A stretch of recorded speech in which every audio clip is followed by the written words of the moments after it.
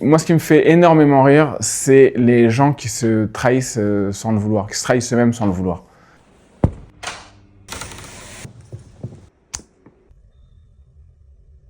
Bonjour, je m'appelle Haroun, je suis ici en tant qu'humoriste. Je suis à mon maintenant 6e spectacle, je suis en train de jouer au 13e art.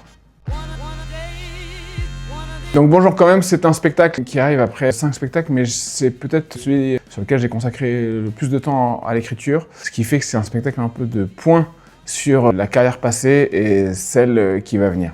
Écrire avec des enfants en bas âge à proximité a beaucoup influencé mon écriture, notamment parce que j'écrivais quand je pouvais et non pas quand je voulais. Donc je me dépêchais d'écrire dès que j'avais un moment de libre, ce qui fait que j'ai accumulé énormément de textes. J'ai dû m'arracher des bras pour faire ces choix-là, ce qui fait que j'ai dû construire un fil conducteur a posteriori, mais ce qui fait que j'ai aussi beaucoup mis en concurrence mes sujets et j'ai pris les meilleurs et il n'est pas impossible que j'en intègre de nouveaux dans la suite de l'exploitation du spectacle.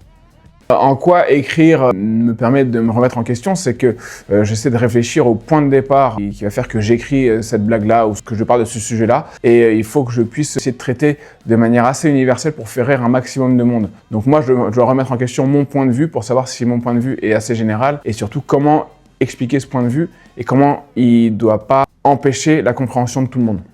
La raison pour laquelle j'ai fait une lecture publique, c'est que j'avais beaucoup de textes à sélectionner, j'avais du mal à le faire moi-même. Et en lisant à haute voix à du public, je me rends compte que même si j'ai pas encore les intentions de blague, etc., il y a des sujets qui happent l'attention plus que d'autres, qui font réagir plus que d'autres, même avec une lecture froide sans mettre l'intention. Le mentor que j'aurais en écriture comique, j'en ai plusieurs, mais je dirais quand même Ricky Gervais, qui est un humoriste anglais, qui a écrit énormément, à la fois des séries et des spectacles, et sa productivité m'impressionne beaucoup, donc j'essaie de m'en inspirer.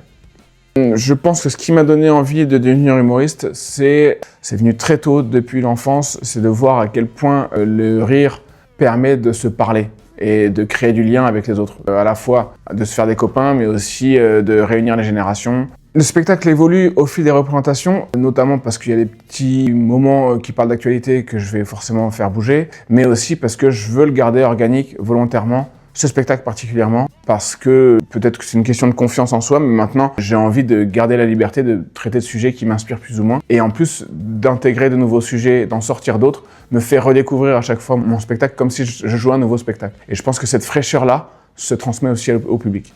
Moi, j'adore jouer 2 fois par soir parce qu'il y a 2 énergies différentes. La première fois où je suis peut-être plus alerte, plus frais et c'est peut-être un tout petit peu plus précis.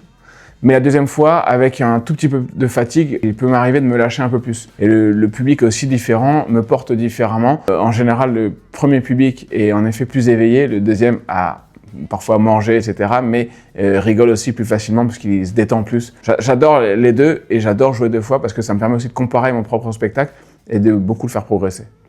Moi, ce qui me fait énormément rire, c'est les gens qui se trahissent sans le vouloir, qui se trahissent eux-mêmes sans le vouloir.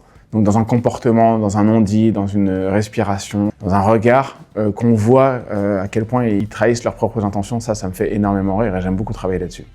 Un exemple, c'est le slow que dansent Thierry Lhermitte et Christian Clavier dans Le Père Noël est une ordure, où Thierry Lhermitte essaie de faire croire que ça le dérange pas du tout de danser avec un travesti, et on voit que tout son corps refuse.